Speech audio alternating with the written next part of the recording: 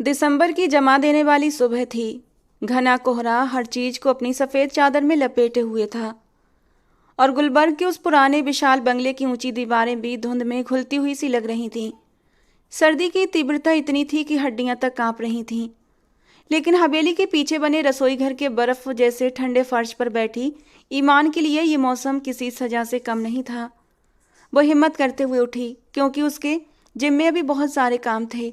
21 साल की ईमान के हाथ सुन पड़ चुके थे। सिंक में बर्तनों का ढेर लगा था और नल से गिरता पानी बर्फ की तरह उसकी नाजुक उंगलियों को और नीला करता जा रहा था। उंगलियों के सिरों में उठता दर्द एक टीस बनकर सीधे उसके दिल तक उतर जाता था। वो खाली थकी हुई नजरों से सामने दीवार पर टंगी घड़ी को देख रही थी। सुबह के 8 बज चुके थे और घर में अभी से मानो तूफान मचा हुआ था। उसके दिमाग में ख्यालों का शोर रुकने का नाम नहीं ले रहा था। वो सोच रही थी, क्या वो सच में इसी घर की बेटी है?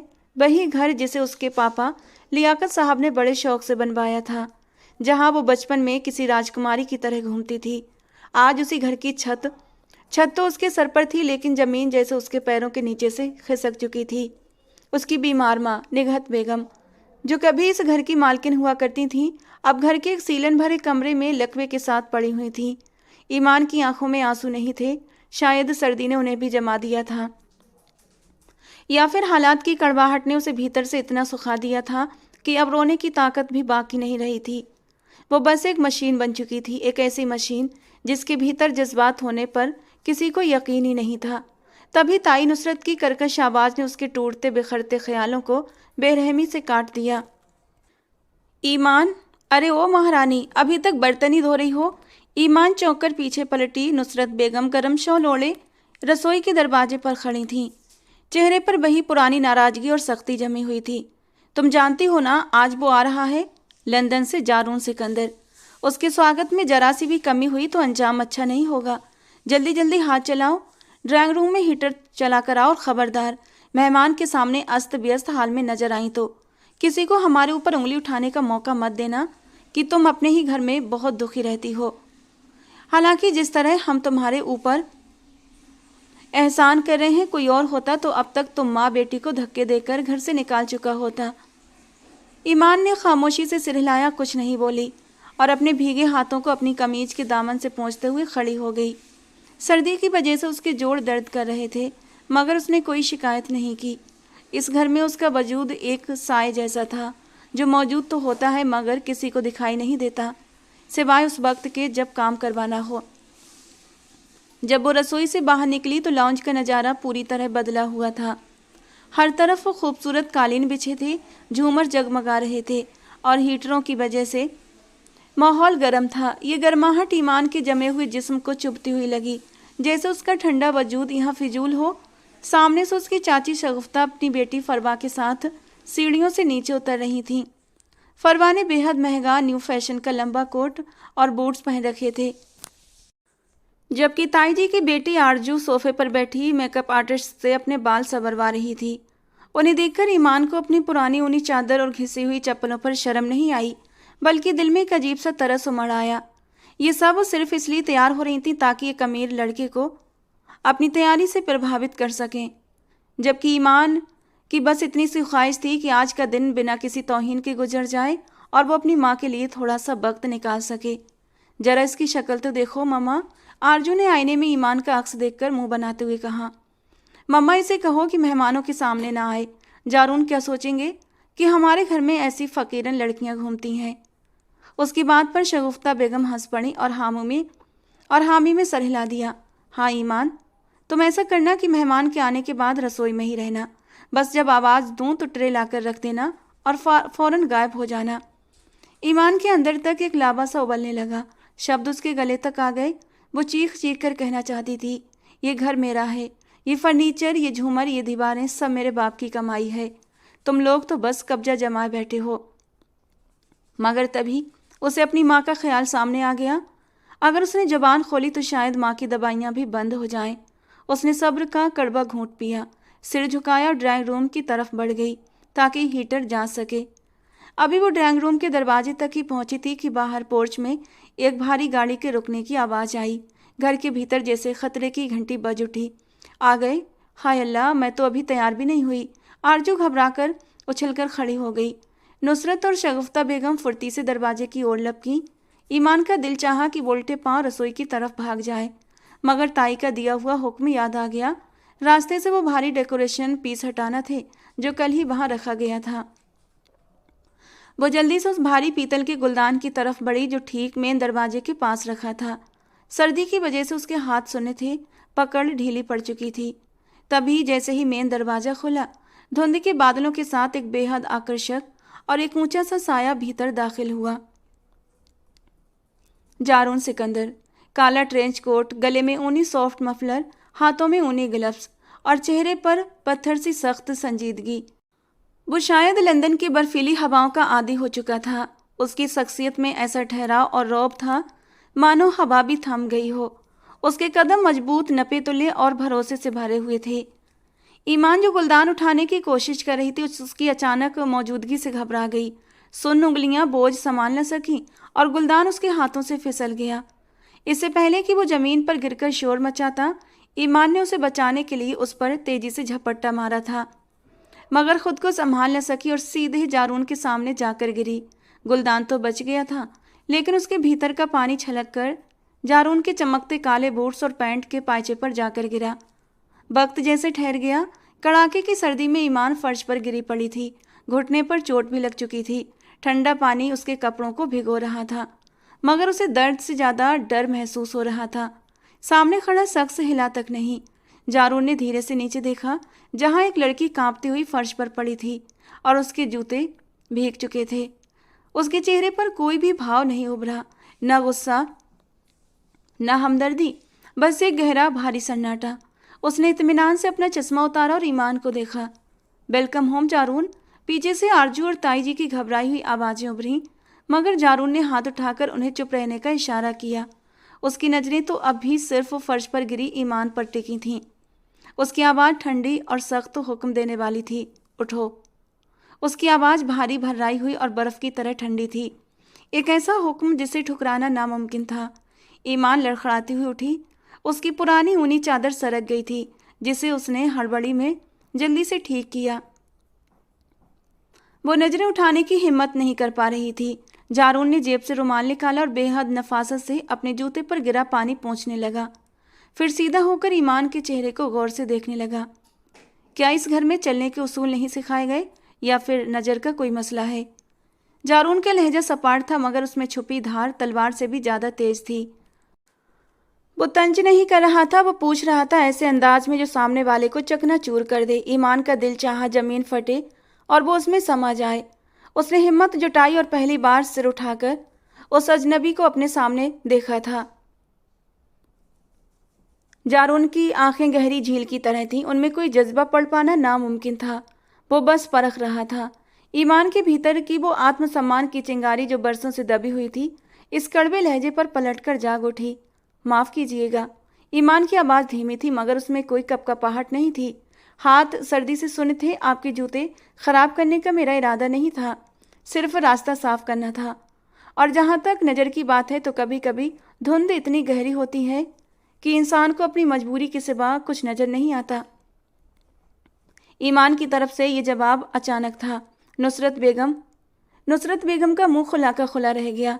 एक नौकरानी सी लड़की और जारून सिकंदर के सामने जुबान चला रही है। जारून की आंखों में एक पल के लिए चमक उभरी। हैरानी की या कदर की कहना मुश्किल था। उसने एक कदम आगे बढ़ाया। अब वो ईमान के बिल्कुल करीब था। धुंध बाहर है मोहतरमा, घर के अंदर नहीं। और अपनी मजबूरी को अपनी नाकाबिलियत का बहाना मत बनाइए। गलती मानना सीखिए। बहाने कमजोरों का हथियार होते हैं। जारून ने बेहद बेरुखी से कहा और उसे एक तरफ करता हुआ आगे की ओर बढ़ गया। उसका ये जुमला ईमान के दिल में किसी तेज नस्तर की तरह उतरता चला गया। कमजोर? उसने भीतर ही भीतर ये शब्द दोहराया। तुम क्या जानो जारून सिकंदर कि मैं कितनी बड़ी जंग लड़ रही हूँ। ताई नुसरत फौरन जारून के पीछे लपकी। अरे बेटा, आई एम सो सॉरी, ये लड़की तो बस ऐसी ही है, दिमाग थोड़ा कम है इसका, यतीम है ना, हमने तरस खाकर पाला है, इसकी बातों का बुरा मत मानना। जाओ ईमान, दफ़ा हो जाओ यहाँ से और मेहमान के लिए कॉफ़ी लाओ। ईमान ने अपने आंसू जब्त किए और लंगड़ाती हुई रसोई की तरफ बढ़ गई। उसका घुटना जख्मी था, मगर रूह का जख्म उससे कहीं ज़्यादा गहरा था और दर्द कर रहा था। ड्राइंग रूम में जारून सोफे पर विराजमान था। उसका अंदाज किसी शहंशाह जैसा था। वो खामोश था, बस सुन रहा था। ताई और चाची की चापलूसी, आरजू और फरवा की बनावटी हंसी और बेतुके सवाल, सब कुछ वो सबका जायजा ले रहा था। उसकी बात जैसी नजरें कमरे की हर बारीकी को पकड़ रही थीं।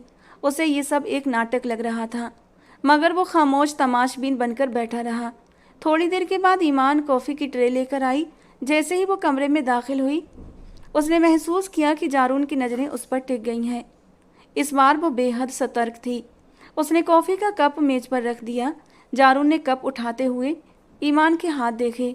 बेलाल हो चुके थे, उंगलियों पर सूजन थी। ठंड से पड़े चिवलेंस के साफ निशान। जारून ने कप होठों से लगाया। उसकी नज़रें ईमान के चेहरे से फिसलकर उसके हाथों पर ठहर गई थीं, मगर उसने कुछ कहा नहीं। कॉफ़ी में चीनी कम है, उसने कप वापस रखते हुए सपाट सख्त लहजे में कहा, और मुझे कॉफ़ी के साथ कुछ घर का बना चाहिए, बेकरी का कचरा नहीं। नुसरत बेगम फौरन बोल पड़ी, अरे बेटा, लंच में आरजू ने तुम्हारे लिए बहुत कुछ बनाया है, बस थोड़ा सा सब्र कर लो। ईमान खामोशी से ट्रे उठाकर मुड़ी थी कि जारून की आवाज़ ने उसे रोक लिया। रुकिए। ईमान ठिठक गई। अगली बार कॉफ़ी लाते वक्त जरा ध्यान रखिएगा कि ट्रे कांपनी नहीं चाहिए। मुझे कमजोरी बिल्कुल पसंद नहीं। ईमान ने पलटकर उसे देखा। जारून के चेहरे पर बही बेभाव ठंडी संजीदगी थी, मगर उसके अल्फाज किसी अनकहे इशारे की तरह उसे चुभ गए। ईमान ने सिर झुकाया और वहां से चली गई। दोपहर के खाने पर दस्तरखान तरह तरह के लजीज पकवानों से सजा हुआ था। जारून हेड चेयर पर बैठा था। आरजू और फरवा उसकी प्लेट भरने के लिए बेकरार थीं।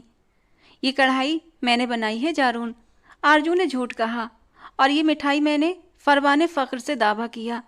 दोनों ने एक दूसरे को चोर नज़रों से देखा। दोनों ही जानती थीं ये सब झूठ था, बनाने वाला तो कोई और था। जारून ने खामोशी से खाना शुरू किया। वो हर निवाले को परख रहा था। उसका जायका बेहद स्वादिष्ट और सदा हुआ था। साथ में खड़ी ईमान सब कुछ सुन रही थी। सुबह से उसने जले हुए हाथों के साथ मेहनत करके ये सब बनाया था, मगर सारा श्रेय कोई और ले रहा था। अचानक जारून ने चम्मच रख दिया और आरजू की तरफ देखा। इस कढ़ाई में आपने कौन सा खास मसाला इस्तेमाल किया है? इसका स्वाद आम रेस्तरां जैसा नहीं, काफ़ी रिवायती है। जारून का लहजा पूरी तरह तारीफ भरा था, मगर उसकी आंखों में साफ तफसीस थी। आरजू एकदम से हड़बड़ा गई। बो जी, बस शान के मसाले और थोड़ा सा दही। जारून ने भौं उठाई। दही? इस डिश में तो टमाटर की बेस होती है, दही डालने से तो ये फट जाती है। दिलचस्प, उसने तंज भरी मुस्कान के साथ कहा और फिर से खाने में लग गया। आरजू का चेहरा एकदम से फक हो गया, जबकि शगुफ्ता और नुसरत ने बात बदलने की नाकाम कोशिश की। जारून समझ चुका था ये हाथ खाना बनाने वाले नहीं हैं, मगर उसने पर्दा फाश नहीं किया। वो जानना चाहता था कि पर्दे के पीछे असल में कौन है। रात गहरी हो चुकी थी, धुंध और घनी हो गई थी और हवेली पर सन्नाटा उतर आया था। जारून को नींद नहीं आ रही थी। वो अपने कमरे से बाहर निकला और टहलता हुआ नीचे उतर आया। घर के पिछले हिस्से की ओर बढ़ते हुए उसे एक धुंधली सी रोशनी दिखाई दी। ये स्टोर रूम नहीं था, बल्कि एक पुराना सा बरामदा था जिसे शीशे लगाकर बंद कर दिया गया था। जारून जिज्ञासा के हाथों मजबूर होकर खिड़की के पास जाकर खड़ा हुआ। भीतर का दृश्य देखते ही उसके कदम वहीं थम गए। हीटर की मध्यम रोशनी में फर्श पर वही लड़की ईमान बैठी थी।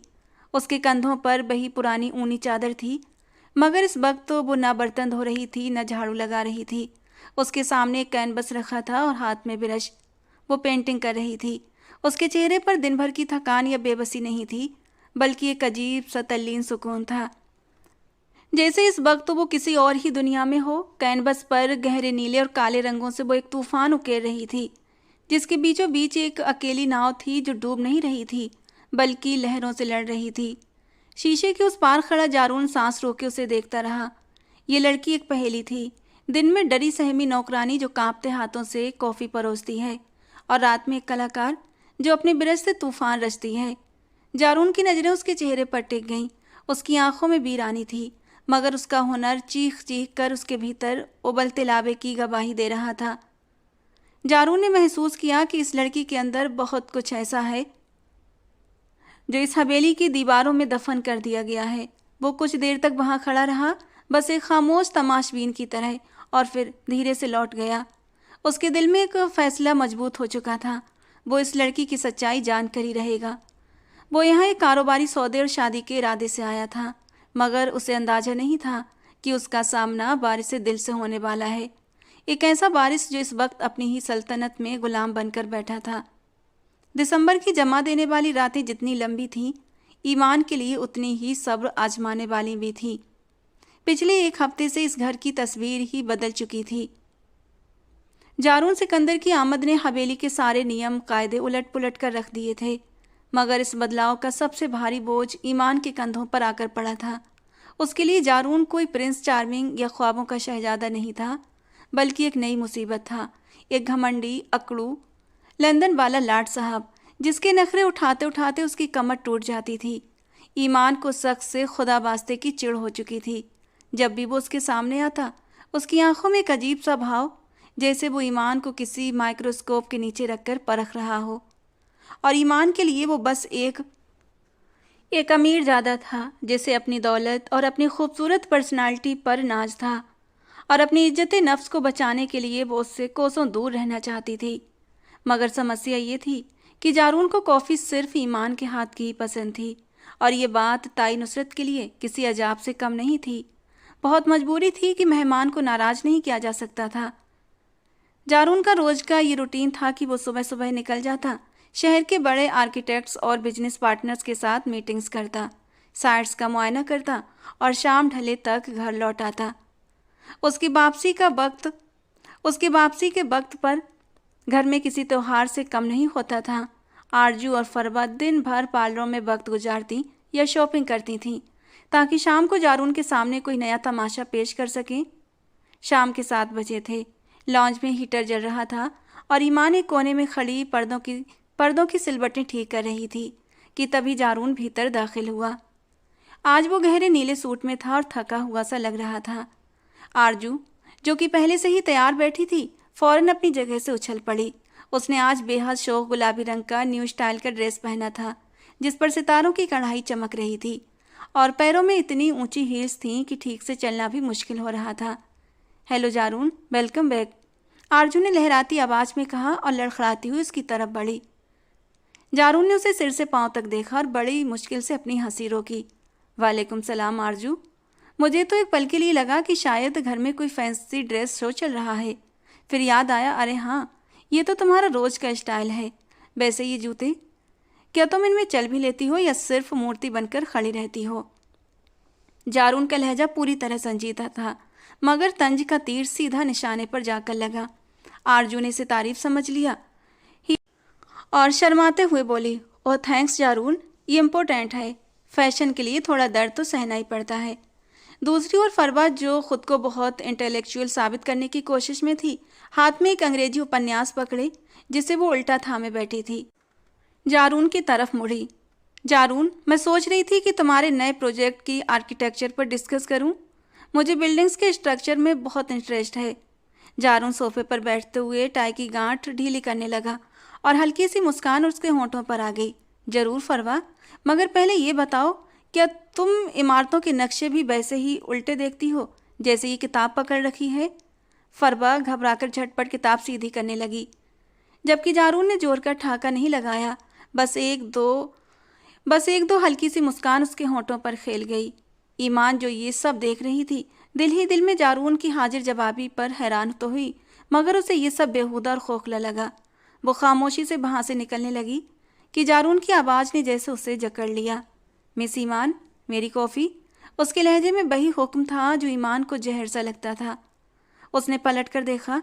जारून अब पूरी तरह संजीदा हो चुका था और सीधा उसी को देख रहा था। अब हिलाती हूँ, उसने बेहद एक छोटा सा जवाब दिया और किचन की तरफ बढ़ गई। किचन में पहुँचते ही उसने गुस्से से बर्तन पटक दिए।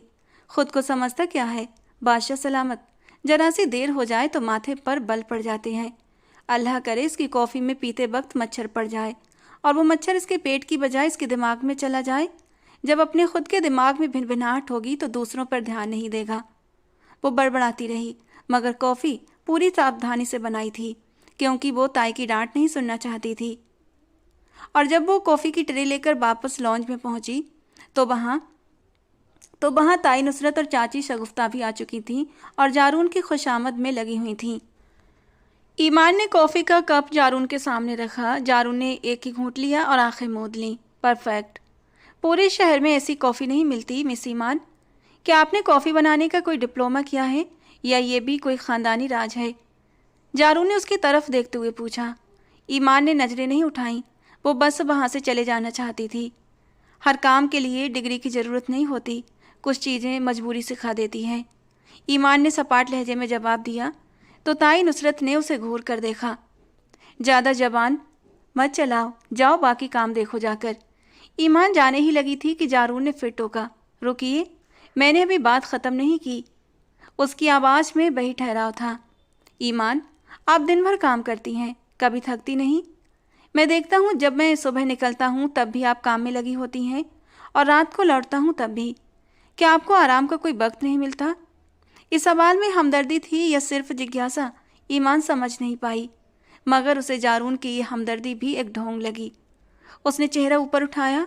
उसकी आंखों में थकान के गहरे साए थे, मगर लहजा चट्टान की तरह सख्त।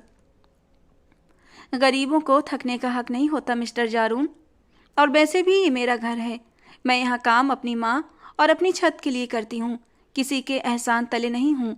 आप अपनी कॉफ़ी एंजॉय कीजिए, मेरी फिक्र रहने दीजिए। ये कहकर वो तेज़ी से मुड़ गई और इस बार जारून उसे रोक न सका। वो बस उसे जाते हुए देखता रह गया।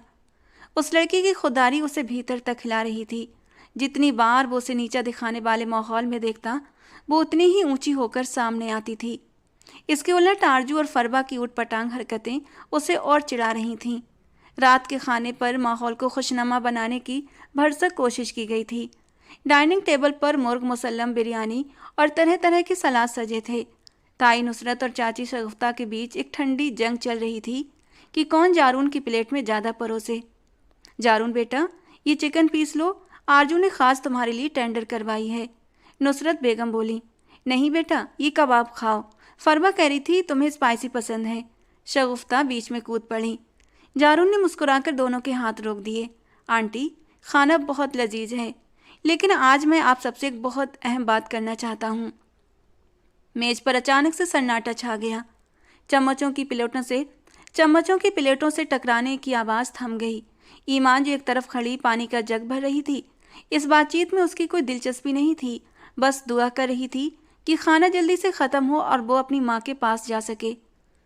जारून ने नैपकिन से मुंह साफ किया और सब पर एक नज़र डाली। दरअसल मैंने फैसला किया है कि अब मुझे सेटल हो जाना चाहिए। मैं इस रोज़ रोज़ की तन्हाई से थक चुका हूँ। ताई नुसरत और चाची शगुफ्ता की आंखों में उम्मीद के दिए जल उठे।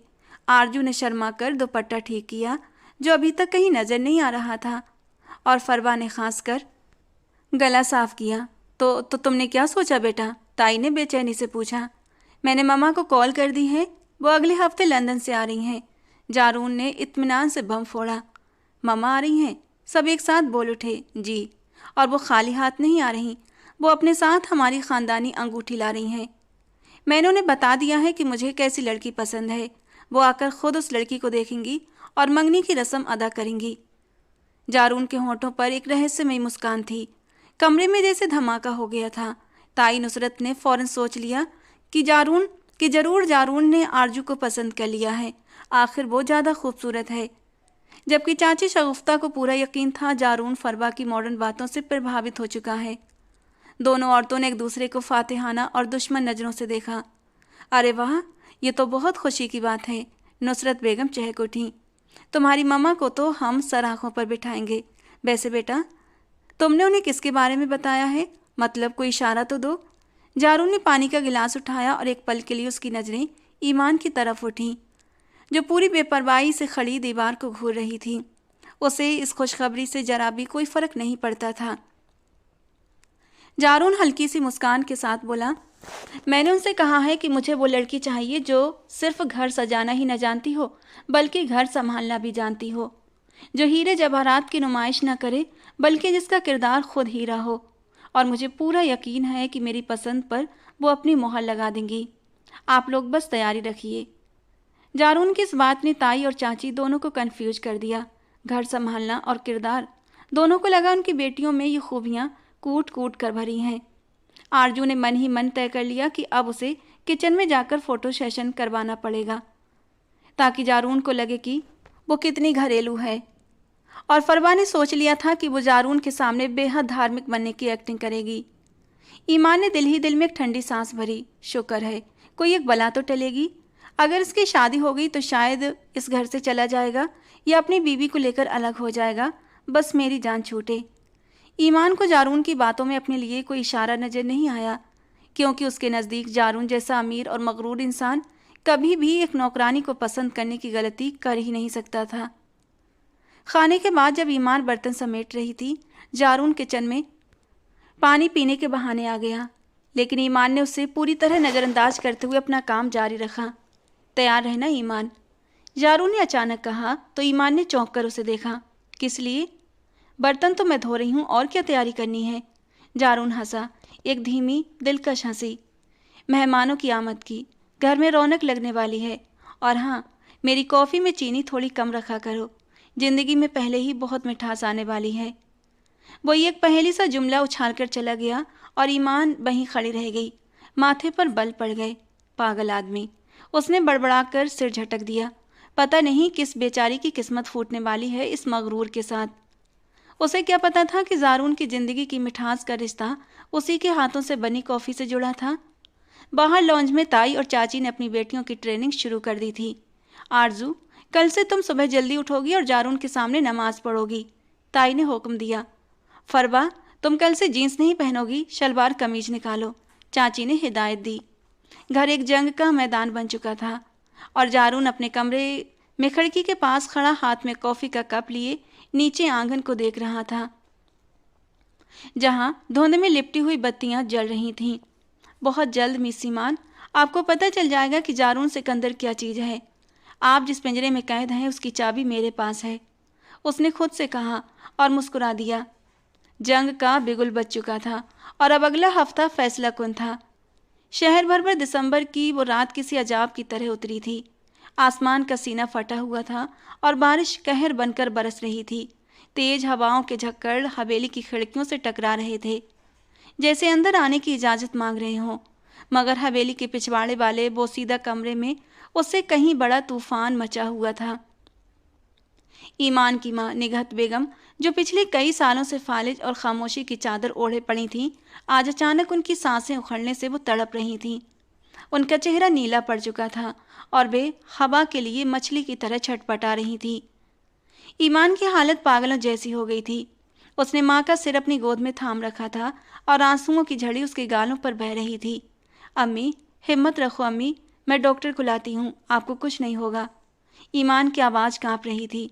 उसने माँ को तकिए का सहारा दिया, दुपट्टा सिर पर लिया और दीवानेपन में बाहर की ओर दौड़ पड़ी। आंगन में पानी भर चुका था और बारिश की बूंदें किसी तेज नस्तर की तरह चुभ रही थीं, मगर ईमान को किसी बात का होश नहीं था। वो भागती हुई मेन इमारत के दरवाजे पर पहुंची और जोर जोर से दरवाज़ा पीटने लगी।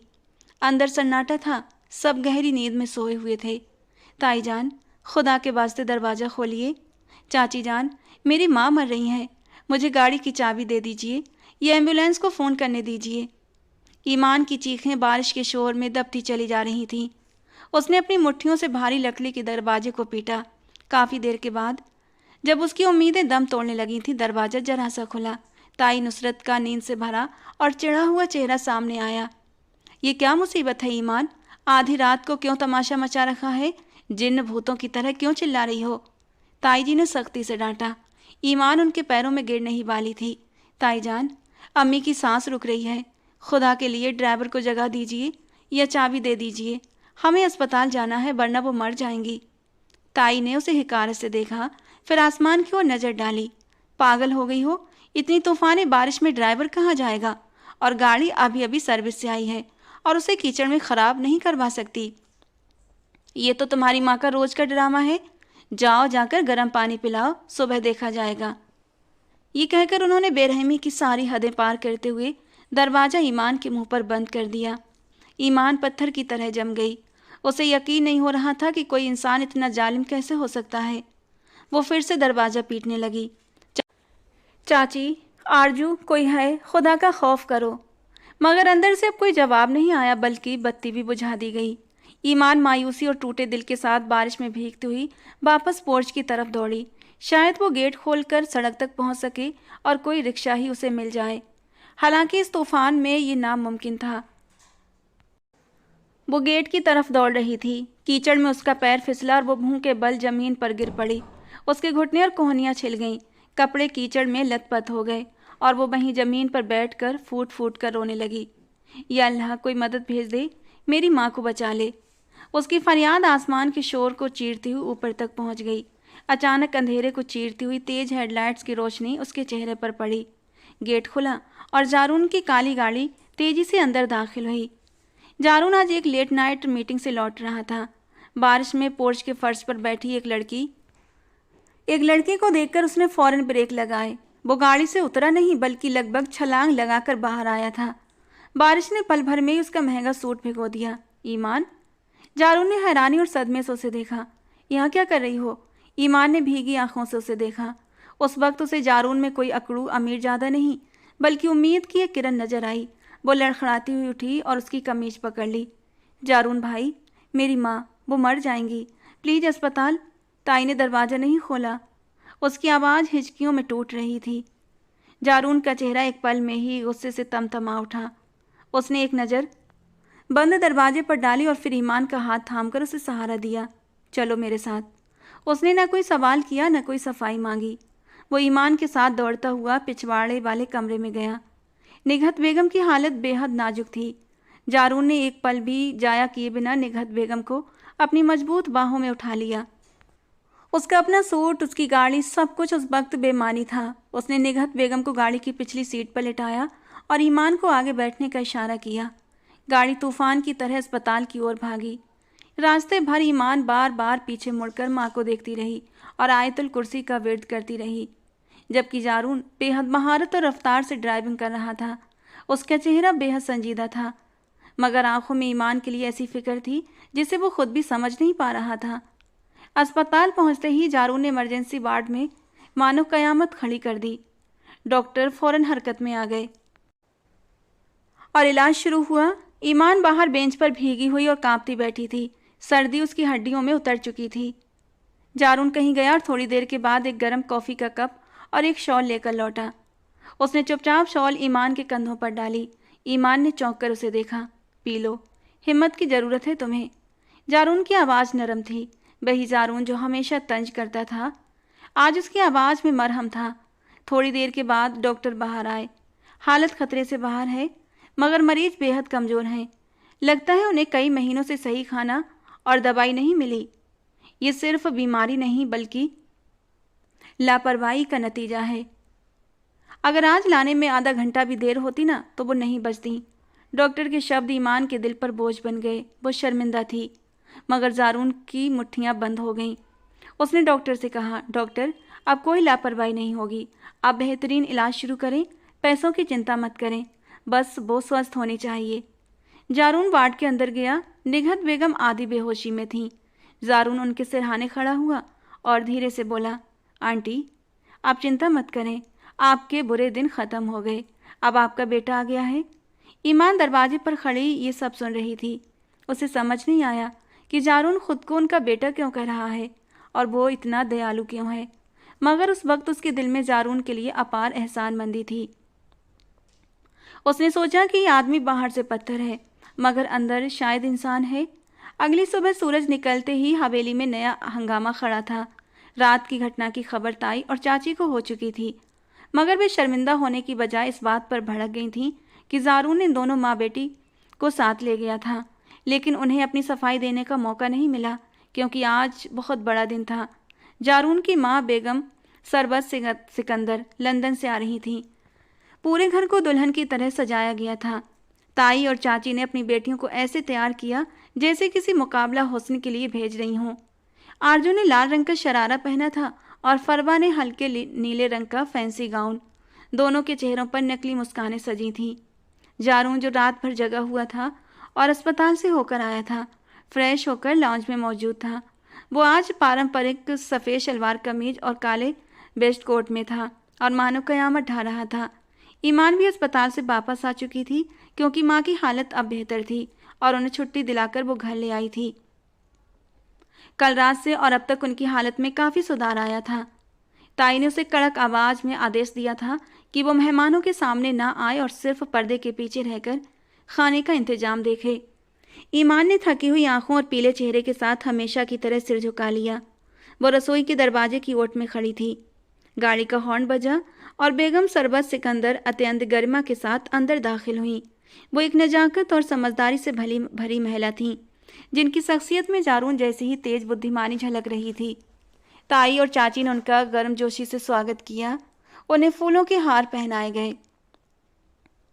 आरजू और फरवा बारी बारी आगे बढ़ी और झुककर सलाम किया। माशाअल्लाह, कितनी प्यारी बच्चियां हैं, सरबत बेगम ने औपचारिक रूप से कहा। ताई तुरंत बोली, भाभी, ये आरजू तो बिल्कुल घर गृहस्थी में माहिर है। कल से आपकी स्वागत की तैयारियों में जुटी हुई है। चाची ने भी लफ्ज दिया। और फरवा तो इतनी समझदार है, बिल्कुल जारून के स्वभाव जैसी, मॉडर्न और पढ़ी लिखी। जारून चुपचाप खड़ा मुस्कुरा रहा था, एक ऐसी मुस्कान जो तूफान से पहले की खामोशी जैसी थी। सरबत बेगम ने जारून की ओर देखा। माँ और बेटे की नज़रें मिली और एक खामोश संदेश का आदान प्रदान हुआ। सब बहुत अच्छा है नुसरत भाभी, सरबत बेगम ने चाय का कप रखते हुए कहा। मगर जारून ने मुझे बताया था कि इस घर में एक और बेटी भी है, ईमान। ये नाम सुनते ही ताई और चाची के चेहरे का रंग उड़ गया। आरजू ने नाखुशी से मुंह बनाया। जी वो तो बस रसोई में रहती है, नौकरों के साथ घुल मिल गई है। उसका तो रंग रूप भी ऐसा नहीं कि आपके सामने आए, ताई ने जल्दी से कहा। जारून ने ऊंची आवाज में पुकारा, ईमान जरा यहाँ आए। आवाज में ऐसा आदेश था कि कोई रोक न सका। ईमान, जो सब सुन रही थी, कांपते हुए कदमों के साथ पर्दे के पीछे से बाहर निकली।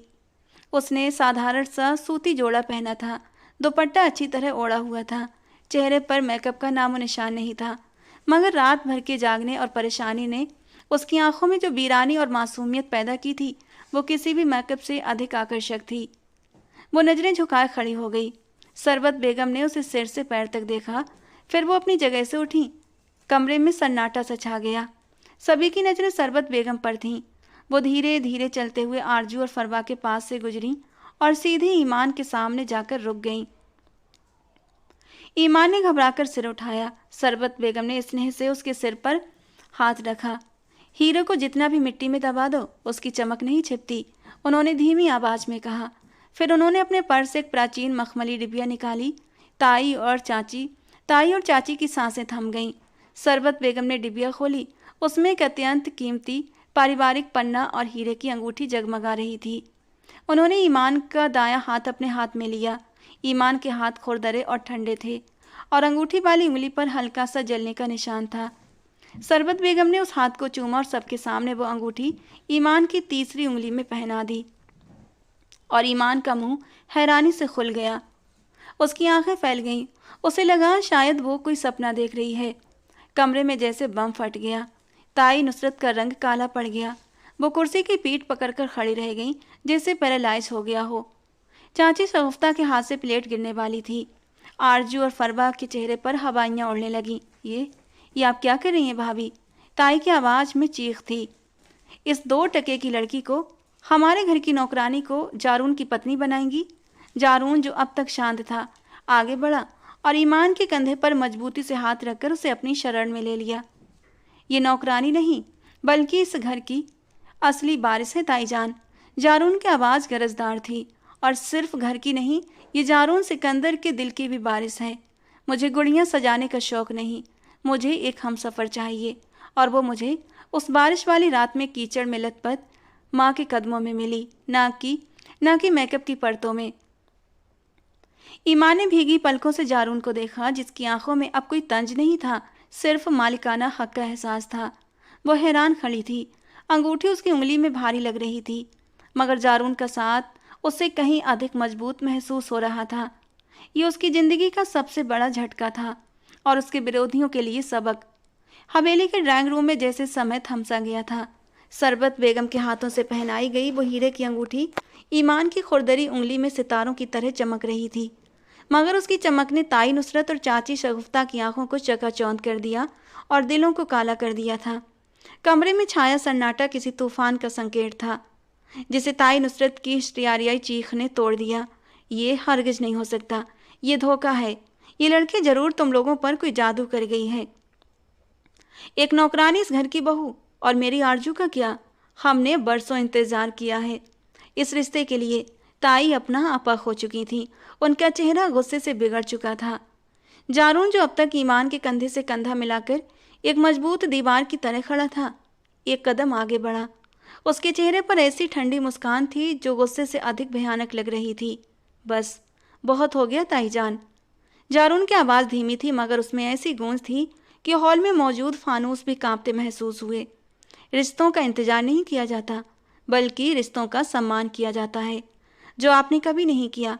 आप लोग जिस लड़की को नौकरानी कह रही हैं, वो आज से मिसेज जारून सिकंदर है, और मेरी पत्नी की बेइज्जती मैं अपनी बेइज्जती समझता हूँ। जारून ने दो टूक फैसला सुना दिया था। फरवा और आरजू के चेहरे सफ़ेद पड़ गए। हारे हुए कदमों से अपने अपने कमरों में चली गईं। अब उन्हें ये बनावटी चोला उतार कर भी फेंकना था, जो उन्होंने ज़बरदस्ती अपने वजूद पर सजाया हुआ था। उसी दिन उसी समय नज़दीकी मस्जिद के मौलवी साहब को बुलाया गया। ईमान, जो अब तक सदमे और खुशी के मिले जुले एहसास में थी, उसे कुछ भी समझ नहीं आ रहा था कि ये सपना है या हकीकत। उसने वही साधारण सूती जोड़ा पहना था, मगर सरबत बेगम ने अपने सिर से लाल दुपट्टा उतार कर ईमान के सिर पर रखा तो उसका चेहरा चौदवी के चांद की तरह दमक उठा। कबूल है कि 3 शब्दों ने ईमान की तकदीर बदल दी थी। ये निकाह बेहद सादगी से हुआ, जिसमें गवाह हवेली के पुराने नौकर थे, जो खुशी से रो रहे थे। इस हवेली के नौकरों ने अपनी आंखों से उस मासूम सी जान पर बहुत से जुल्म होते देखे थे, और आज जब उसकी ज़िंदगी में खुशियों ने दस्तक दी थी तो उनकी आंखें भी नम हो गई थीं। सभी नौकरों ने सच्चे दिल से उस लड़की की खुशहाल ज़िंदगी के लिए दुआएं मांगी थीं, जबकि ताई, चाची और उनकी बेटियां कोने में खड़ी मातम मना रही थीं। निकाह के तुरंत बाद जारून ने ऐलान किया कि वो ईमान और निगहत बेगम को लेकर अपने नए घर जा रहा है। ताई नुसरत ने राहत की सांस ली कि चलो बला टले, घर तो उन्हीं के पास रहेगा। जारून ने सही, अब उनकी बेटी के लिए किसी और अमीरजादे को फंसाने की कोशिश करेंगे, मगर भी नहीं जानती थी कि जारून अभी अपना आखिरी पत्ता खेलने वाला है। ईमान ने कांपते हाथों से माँ को व्हील चेयर पर बिठाया। निगहत बेगम की आंखों में होश की झलक थी। रात से ही उनकी तबीयत सुधरने लगी थी, चेहरे पर भी रौनक उतर आई थी, और बीमारी काफ़ी हद तक कंट्रोल होने लगी थी। और आज उन्हें भी एहसास हो गया था कि उनकी बेटी, जो बरसों से लोगों के जुल्म सितम को सह रही थी, आज उसकी आज़ादी का दिन था, और उसकी ज़िंदगी में बेशुमार खुशियाँ उसका इंतजार कर रही थीं। बेटी की अपार खुशियाँ देखकर निगहत बेगम की आंखों में आंसू आ गए थे। वो बेटी के सिर पर हाथ रखकर उसे दुआएं दे रही थीं। जारून ने खुद आगे बढ़कर व्हीलचेयर थामी। जब वे पोर्च में पहुंचे तो बारिश थम चुकी थी और धुली हुई हवा में खुशबू थी। जारून ने ईमान को गाड़ी में बिठाया और खुद ड्राइविंग सीट संभाल ली। गाड़ी हवेली के फाटक से निकली तो ईमान ने मुड़कर उस घर को देखा, जहां उसने बचपन से जवानी तक सिर्फ दुख सहे थे, मगर आज वो वहां से सिर उठाकर जा रही थी। करीब आधे घंटे की ड्राइव के बाद गाड़ी डिफेंस के एक शांत इलाके में एक आधुनिक शैली के बंगले के सामने रुकी। यह हवेली की तरह प्राचीन और रहस्यमय नहीं था, बल्कि खुला, रोशन और हवादार था, जिसमें लॉन में ताज़ा खिले गुलाब महक रहे थे। घर के स्टाफ ने गर्मजोशी से स्वागत किया। जारून ने सबसे पहले निगहत बेगम को उनके लिए तैयार किए गए आरामदायक कमरे में शिफ्ट किया, जहां 2 नर्स पहले से मौजूद थीं। डॉक्टरों की टीम ने जारून को यकीन दिलाया कि अब वो बेहतरीन हाथों में हैं। माँ को सुकून में देखकर ईमान की आंखों से शुक्रगुजारी के आंसू बह निकले। वो बाहर लॉन्ज में आई तो जारून वहीं खड़ा उसका इंतजार कर रहा था। खुश आमदीद मिसेस सिकंदर, जारून ने मुस्कुराकर कहा। ईमान झिझकते हुए सोफे पर बैठी। जारून जी, मुझे समझ नहीं आ रहा कि मैं आपका धन्यवाद कैसे करूं। आपने मुझ जैसी मामूली सी लड़की के लिए। जारून ने उंगली उसके होंठों पर रखकर उसे चुप कराया। मामूली मत कहो, तुम अनमोल हो। अभी वो बात कर ही रहे थे कि जारून का फ़ोन बजा। उसने कॉल रिसीव की और स्पीकर पर डाल दिया। दूसरी तरफ से ताई नुसरत की घबराई हुई सी आवाज़ आई। जारून बेटा, ये पुलिस और वकील यहाँ क्यों आए हैं? ये क्या कह रहे हैं? कि हमें घर खाली करना होगा? ये क्या मजाक है? जारून ने ईमान की तरफ देखा और फिर फ़ोन पर बेहद ठंडे लहजे में कहा, ये मजाक नहीं है, इंसाफ है ताईजान। आप लोग जिस हवेली में रह रही हैं वो लियाकत अंकल की थी और कानूनी तौर पर इसकी वारिस ईमान है। आप लोगों ने गैर कानूनी कब्जा किया हुआ था। मेरे डैड के पास इस घर के असली कागजात थे जो मैं लंदन से लाया हूँ। मैंने वकील को कह दिया है कि आपके पास सिर्फ 24 घंटे हैं घर खाली करने के लिए। फ़ोन के दूसरी तरफ से चीखो पुकार और माफ़ी मांगने की आवाज़ें आने लगीं। चाची शगुफ्ता भी रोते हुए फ़ोन पर आईं। बेटा हम कहाँ जाएंगे? सड़क पर आ जाएंगे हम। खुदा का वास्ता ऐसा मत करो। ईमान ने ये सब सुना। उसके चेहरे पर एक पल के लिए कठोरता आई। वो सभी अत्याचार याद आए जब उसे भूखा रखा गया, जब माँ को दवा नहीं दी गई, जब उसे नौकरानी बनाकर रखा गया। जारून ने सवालिया निगाहों से ईमान को देखा, जैसे पूछ रहा हो कि अब फैसला तुम्हारा है। उन्हें निकाल दो ईमान, उन्होंने तुम पर बहुत जुल्म किए हैं। जारून ने उसे उकसाया। ईमान उठी और धीरे धीरे चलते हुए जारून के करीब आई। उसने जारून के हाथ से फ़ोन लिया। दूसरी तरफ सन्नाटा छा गया। वे लोग सांस रोके ईमान के फैसले का इंतजार कर रहे थे। ताईजान, ईमान की आवाज़ में ठहराव था। मैं ईमान बोल रही हूँ, वही ईमान जिसे आपने कल रात बारिश में धकेल कर बाहर निकाला था। दूसरी तरफ से सिसकियाँ उठीं। मेरा दिल चाहता है आप लोगों को वैसा ही महसूस कराऊं जैसा मैंने और मेरी माँ ने बरसों तक महसूस किया, बेघर, लावारिस और बेबस। जारून ने अपनी प्यार भरी नज़रों से अपनी पत्नी को देखा। लेकिन ईमान ने गहरी सांस ली। लेकिन मैं लियाकत साहब की बेटी हूँ। मेरा जर्फ आप जैसा नहीं। मुझे वो घर नहीं चाहिए, क्योंकि वो घर अब मेरे लिए सिर्फ एक बुरी याद है। मुझे मेरा घर मिल गया है और मेरा घर वो है जहाँ मेरा रक्षक मेरे साथ है। आप लोग उस हवेली में रहें। बस इतना याद रखिएगा, ये खैरात इस लड़की ने दी है जिसे आप 2 टके की समझती थीं। ईमान ने फ़ोन काटकर जारून को पकड़ लिया। जारून हैरानी और बेइंतहा प्यार से उसे देख रहा था जो उससे लिपटी हुई थी। तुमने उन्हें माफ़ कर दिया? वो इसके काबिल नहीं थे। ईमान ने मुस्कुराकर नाम में सिर हिलाया। मैंने उन्हें माफ़ नहीं किया जारून, मैंने उन्हें अपने एहसान के नीचे दबा दिया है। घर से निकाल देती तो शायद वे मजलूम बन जाते, लेकिन अब जिंदगी भर शर्मिंदा रहेंगे। जब भी उस घर के दरो दीवार को देखेंगे तो उन्हें एहसास होगा ये छत उन्हें खैरात में मिली है। और वैसे भी नफ़रत का बोझ उठाकर मैं इस नए घर में नहीं आना चाहती थी। जारून ने अचानक ईमान के हाथ थाम लिए और उन्हें चूम लिया। मैंने कहा था ना, मुझे हीरे की पहचान है। तुम वाकई मेरे दिल की बारिश हो। रात भीग चुकी थी। नए घर की छत पर हल्की हल्की बूंदाबांदी हो रही थी, बिल्कुल वैसी ही बारिश जैसे उनकी पहली मुलाकात पर थी। मगर आज ये बारिश दर्द नहीं सुकून दे रही थी। जारून और ईमान छत की रेलिंग के साथ खड़े थे। ईमान ने एक खूबसूरत शॉल ओढ़ रखी थी और जारून ने उसके चारों ओर अपनी बाहें फैला रखी थीं। सामने के शहर रोशनी में नहा रहा था। ईमान, जारून ने फुसफुसाते हुए कहा। ईमान ने पलकें उठाकर उसे देखा। जी, तुम्हें पता है मैंने तुम्हें कब दिल दिया था? जारून ने उसकी आंखों में झांकते हुए पूछा। ईमान ने मासूमियत से सिर हिलाया। उस पहली रात जब तुम मेरे महंगे जूतों पर गिर गई थीं। ईमान ने शरारत से पूछा। जारून हंस पड़ा। नहीं, तब तो मुझे तुम पर बहुत गुस्सा आया था। प्यार तो मुझे तब हुआ जब मैंने तुम्हें उस टूटी हुई खिड़की से छुपकर पेंटिंग करते हुए देखा था।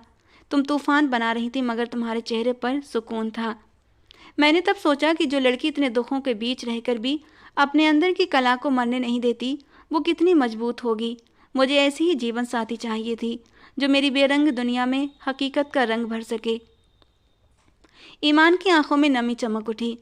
मुझे लगा आपको आरजू या फरबा जैसी मॉडर्न लड़कियां पसंद आएंगी। मैं तो बहुत साधारण हूँ।